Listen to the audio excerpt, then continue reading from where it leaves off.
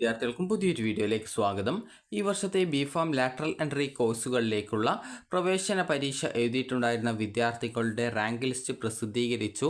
അപ്പോൾ 19-ാം തീയതിയോടെ ഈ rank list പ്രസിദ്ധീകരിച്ചിട്ടുണ്ടായിരുന്നു. അപ്പോൾ വിദ്യാർത്ഥികൾ ഇത് ചെക്ക് ചെയ്തിട്ടില്ലെങ്കിൽ ഉടൻ തന്നെ ചെക്ക് ചെയ്ത് നോക്കേണ്ടതാണ്. അതുപോലെ തന്നെ വിദ്യാർത്ഥികളുടെ കാറ്റഗറി ലിസ്റ്റും പ്രസിദ്ധീകരിച്ചിട്ടുണ്ട്. അതായത് ഈ ഒരു കാറ്റഗറി ലിസ്റ്റിൽ നിങ്ങളുടെ ആ ഒരു നമ്പർ ഉണ്ടോ എന്നുള്ളത്, അതായത് രജിസ്റ്റർ നമ്പർ ഉണ്ടോ എന്നുള്ളത് നിങ്ങൾക്ക് ചെക്ക് ചെയ്ത് നോക്കാവുന്നതാണ്. SC/ST വിദ്യാർത്ഥികളുടെ ആ ഒരു കാറ്റഗറി ലിസ്റ്റ് പ്രസിദ്ധീകരിച്ചിട്ടില്ല.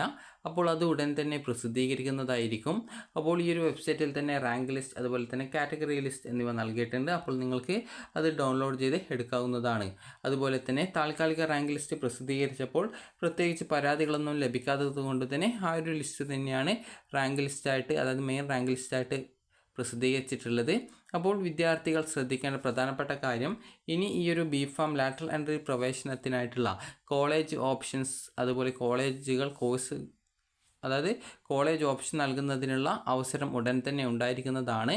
അപ്പോൾ അതുകൊണ്ട് തന്നെ വിദ്യാർത്ഥികൾ അതായത് കോളേജ് ഓപ്ഷൻസ് നൽകാൻ ലഭിക്കുന്ന, അതായത് ഈ ഒരു കോളേജ് ഓപ്ഷൻ വരുന്ന സമയത്ത് വിദ്യാർത്ഥികൾ ആ ഒരു കറക്റ്റായിട്ട് ഓപ്ഷനുകൾ നൽകേണ്ടതാണ്. കാരണം എപ്പോഴാണ് ഈ ഒരു വിജ്ഞാപനം വരിക എന്നുള്ളത് പറയാൻ സാധിക്കില്ല.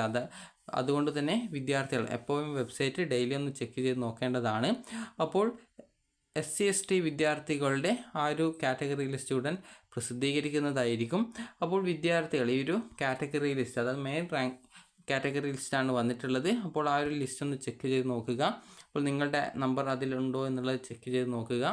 അപ്പോൾ അതുപോലെ തന്നെ ഇതിൻ്റെ ഈ ഒരു, അതായത് ബിഫാം കോളേജുകൾ നൽകുന്നതിനുള്ള ഓപ്ഷൻസ് ഉടൻ തന്നെ വരുന്നതായിരിക്കും. അപ്പോൾ ആ ഒരു വരുന്ന സമയത്ത് നിങ്ങൾ അതിനനുസരിച്ച് നിങ്ങൾക്ക് വേണ്ട കോളേജുകൾ ഓപ്ഷൻസ് ആയിട്ട് നൽകേണ്ടതാണ്. അപ്പോൾ വിദ്യാർത്ഥികൾക്ക് ഈ ഒരു വീഡിയോ ഉപകാരപ്രദമായിട്ടുണ്ടെങ്കിൽ ലൈക്ക് ചെയ്യുക, ഷെയർ ചെയ്യുക. Thank you for watching.